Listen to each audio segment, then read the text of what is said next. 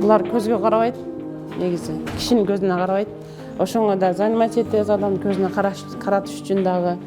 Мына ар бир нерсени заниматься этебиз. Мисалы, колду мындап коюшту биринчи өзүң үйрөтөсүң, андан кийин бул үйрөнө баштайт.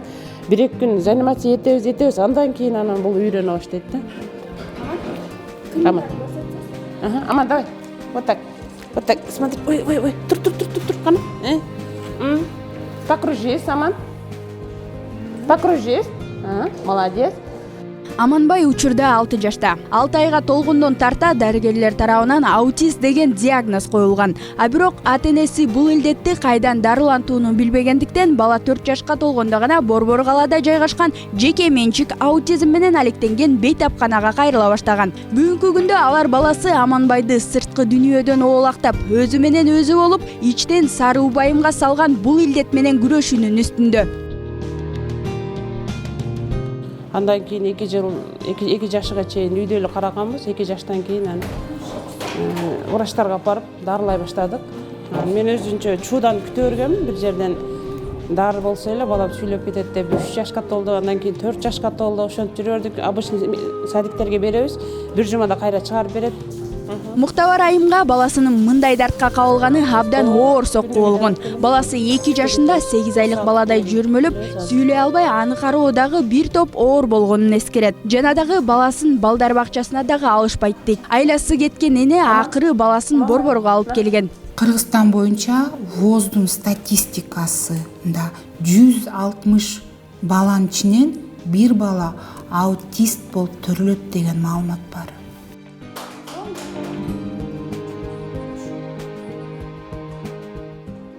Бала мындай коркончок бала болчу да башында. Мындай жаңы жерге келсе коркуп эле мамасына жашынып ыйлап. Бирок ошакта программаны бүткөндөн кийин көп нерсеге үйрөнүп көрөт, тили чыгып.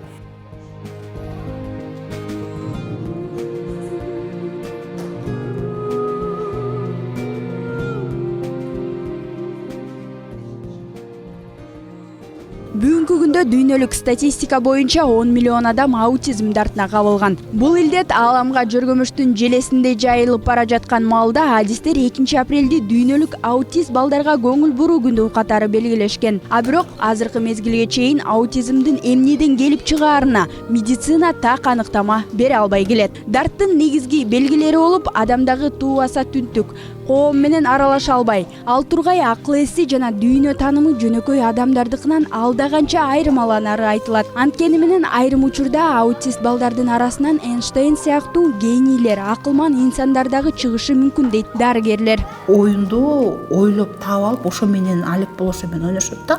Булардын мышлениясы да башкача болот. Ошондуктан булар именно программирование жактан аябай өртүшөт.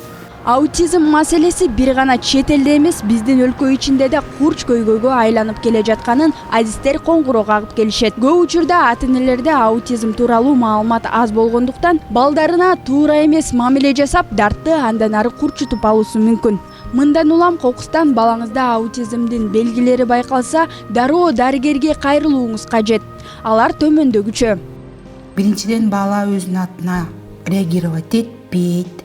Бала деген жооп катары жылмайбайт.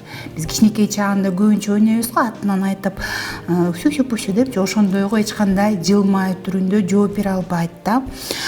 Анан социалдык оюндарды ойнобойт. Аман, покажи мама. Мама, молодец. Покажи папа. Покажи Асель. Молодец, покажи Аман. Ой, какой ты умничка. Держи. Азыркы тапта рука в руке борборунда аутизм менен ооруган 40 бала реабилитациядан өтүп жатышат. Алар бул жайга күнүнө 4 саатка келип, 4 терапиядан өтүп турушат. Алар баланын жүрүм-турумуна карата анализ, эрготерапия, сенсордук интеграция. Балага так аутизм диагнозу коюлган соң гана бул жайга кабыл алынат.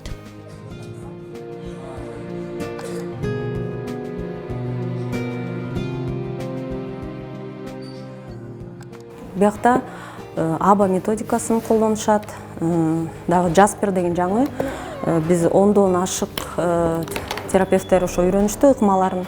бирок ошол жаңы методикалар менен балдардын көрүп атабыз ойноп ошо оюн аркылуу көп нерсеге үйрөтсө болот экенин эме түшүндүк да. Жөн эле отургузуп алып мектептегидей бир жалгыз эле бала менен отуруп алып иштеген абдан оор. Баланын да көңүлү келбейт. Ойноп эметсек бала батыраак түшүнөт да.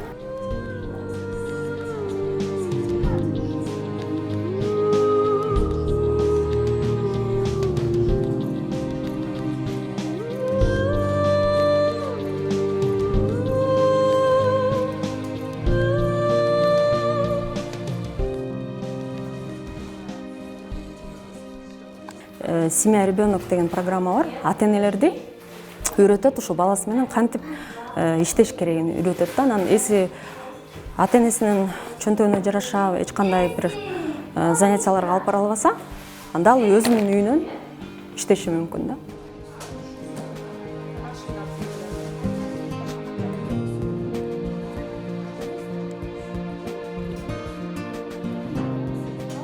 Мындай ата-энелер күчтүү болобуз.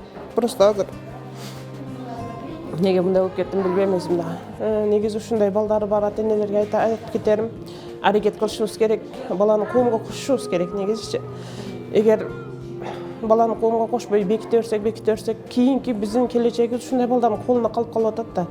Туурабы? Ошон үчүн мен баягы өкмөт башчыларга айтат элем, мектептерде кандайдыр бир кичинекей болсо дагы класстар ачып, ушу балдар үчүн бесплатный окута турган бир мекеме кылып берсе дейм да. Эгерде жогоруда аталган белгилер байкалса, дароо адиске кайрылуу зарыл. Өз билемдик кылып дарылоо терс таасирин тийгизиши ыктымал. Аутизм деген диагнозду кабыл алуу ар бир ата-эне үчүн өтө кыйын. А бирок мындай абалда өзүңүздү колго алып, дартка каршы күрөшүү керек. Айзада Нурадилова, Гүлчора Кызымкулов, Нью ТВ.